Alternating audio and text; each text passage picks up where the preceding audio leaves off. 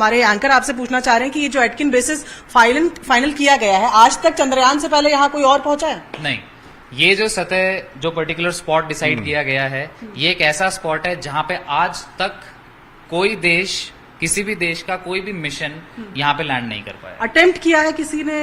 Attempt भी नहीं कर पाया। अटेम्प्ट भी इंडिया ने ही किया था। अच्छा। हाँ, चंद्रयान 2 का जो अटेम्प्ट था, हाँ। वो भी इंडिया के द्वारा था। और उससे पहले मैं आपको बताऊं तो 3 देश ऐसे हैं, जैसे चाइना, रशिया और अमेरिका, जो यहाँ पे ऑलरेडी लैंड कर चुके हैं। साउथ पोल पे नहीं, बट दूसरी लोकेशंस पे वो ऑलरेडी लैंड कर चुके हैं। बट अगर साउथ पोल पे इंडिया की लैंडिंग होती है तो it will be the first in history and historic.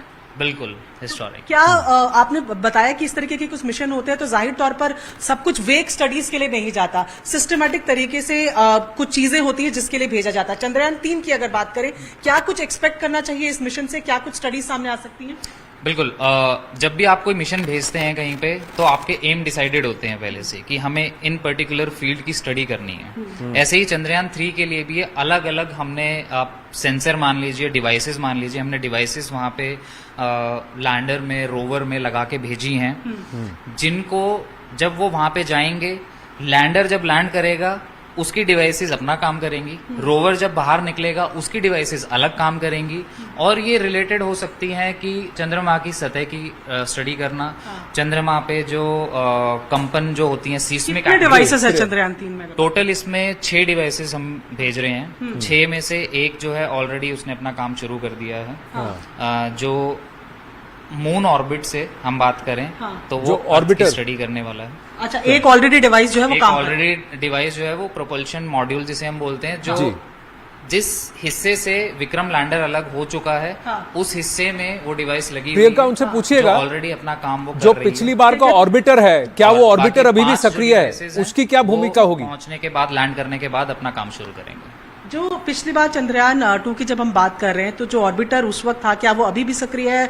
उसकी क्या भूमिका होने वाली है? उस टाइम पे जो ऑर्बिटर था, इसी वजह से ये एक डिफरेंस है चंद्रयान 2 और चंद्रयान 3 में, कि ऑर्बिटर ऑलरेडी वहां पे डिप्लॉय हो चुका था। चंद्रयान 2 में से जो सिर्फ बची हुई चीजें थी वो थी लैंडर और रोवर, जो कि हमारी सक्सेसफुल नहीं हो पाई थी। तो इस बार जैसा कि आपको अगर पता हो तो चंद्रयान 2 और चंद्रयान 3 की जो कॉस्टिंग है, उसमें भी बहुत रिडक्शन हुआ है। जी, वो 900 करोड़ के आसपास का मिशन था, ये कुछ 615 करोड़ के आसपास का मिशन है। तो ये इसलिए है क्योंकि हमने इसमें से ऑर्बिटर हटा दिया है, क्योंकि ऑर्बिटर ऑलरेडी अपना काम कर चुका है। वो ऑलरेडी वहां पे ऑर्बिट कर रहा था, और उसने बहुत सारी हमें सुंदर जो पिक्चर्स है, वहां की फोटोग्राफ है चंद्रमा की। तो प्रियंका, इनको पूछिए हमें भेज चुका कि पेलोड जो है पिछली बार से ज्यादा है, करीब 3.9 टन है। तो क्या इसका मतलब यह है कि इस बार जो विक्रम रेंजर है और प्रज्ञान रोवर है, पिछली बार से भारी हैं और भी ज्यादा सॉलिड बनाए गए हैं, या उसमें यंत्र ज्यादा फिट किए गए हैं? आप सुन रही हैं? बिल्कुल, जैसे पिछली बार की तुलना में अगर बात की जाए तो लोड इस बार ज्यादा है। विक्रम लैंडर की भी बात करें, रोवर की भी बात करें, तो इनका वजन ज्यादा बनाया गया। तो ये सेफ्टी पर्पज से है, या इसमें कुछ और एडिशनल ऐसे डिवाइसेस हैं जो स्टडीज के लिए काम आएंगे? क्या कारण लग रहा है?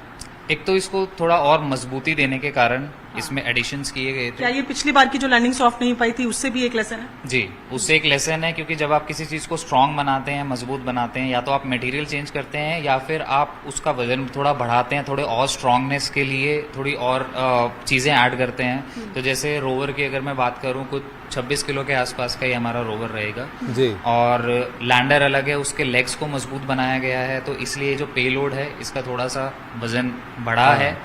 बट जहां हम देखें, वजन बढ़ाने के साथ साथ इसरो की बहुत एक खास बात है कि एक कॉस्टिंग इतनी रिड्यूस कर देते हैं कि एक एग्जाम्पल भी दिया गया था कि आप एक टैक्सी में या ऑटो रिक्शा में चलने के बराबर जो है वो हम उतने में चांद पे पहुंच गए। चांद पे नहीं, एक और बात प्रियंका आप उनको बताइए और दर्शकों को भी बताएं कि इंडियाना जोन्स जो पिक्चर आई थी 2900 करोड़ में बनी थी, जबकि चंद्रयान 3 615 करोड़ में बना है।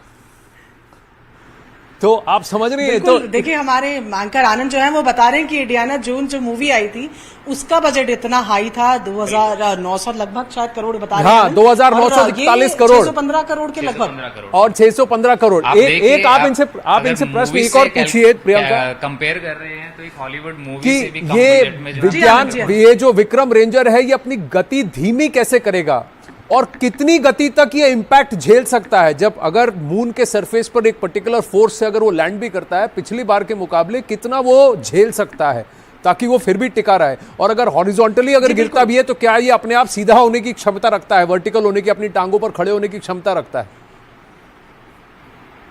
जी बिल्कुल, ये सवाल जो है ये बेसिकली ये है कि जो विक्रम लैंडर की हम बात कर रहे हैं, सबसे पहले तो ये कि क्या अगर इन केस ये इसकी गति धीमी कैसे होगी? वर्टिकली गिर जाए, अगर इस तरीके के लैंडिंग, तो ये पहला सवाल तो मैं ये पूछती हूँ कि क्या खुद ये खड़ा हो सकता है, क्या उसके बाद रोवर बाहर निकल सकता है, या it has to stand still? ये इसको स्टिल स्टैंड होना पड़ेगा। हाँ। क्योंकि अगर इसका संपर्क टूटा हाँ। तो कमांड नहीं जा पाएगी हाँ। रोवर के पास। और क्योंकि रोवर से एक प्लेटफॉर्म बाहर निकलना है और उस प्लेटफॉर्म की एक जगह है हाँ। जहां से वो Decided रैंप जगह। है, हाँ। वो रैंप जहां से खुलेगा, जहां से निकलेगा, हाँ।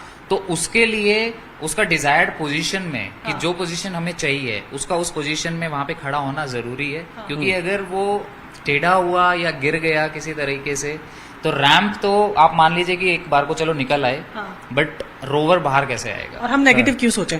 नेगेटिव की बात नहीं, इसमें यह है कि क्या इस बार उसमें फजी लॉजिक ऐसा ऐड किया गया है? स्पीड, हाँ जी। इसके टोटल आप मान के चलिए कि जब रॉकेट ऊपर जाता है, एक थ्रस्ट डेवलप करता है वो ऊपर जाने के लिए, यही प्रोसेस जो है हमारा विक्रम लैंडर यूज करेगा अंदर पहुंचने के लिए, लैंड करने के लिए। ये जिस डायरेक्शन में मूव करेगा उस डायरेक्शन में थ्रस्ट डेवलप करेगा। हाँ। और उसको एक ब्रेकिंग के तौर पे यूज किया जाएगा। ठीक है। क्योंकि ग्रेविटेशनल फोर्स या बहुत कम है मून की, आप ये मान के चलिए। तो अगर आपको ब्रेकिंग मैकेनिज्म लगाना है एयर में, अगर आप हवा में ब्रेक मारना चाहते हो, हाँ। तो उसके लिए कुछ चीज पॉसिबल नहीं है सिवाय इस चीज के कि आप विपरीत दिशा में एक अपने इंजन ऑन कर दीजिए, हाँ। ताकि ब्रेकिंग हो जाए। और हम यही कोशिश करेंगे कि वो बहुत स्मूथली हो, हाँ। और कम से कम स्पीड में वो जाके लैंड करे, जिसे हम सॉफ्ट लैंडिंग बोलते हैं, जो लास्ट टाइम रह गई थी। लेकिन इस बार पूरी उम्मीद है हमें कि सॉफ्ट लैंडिंग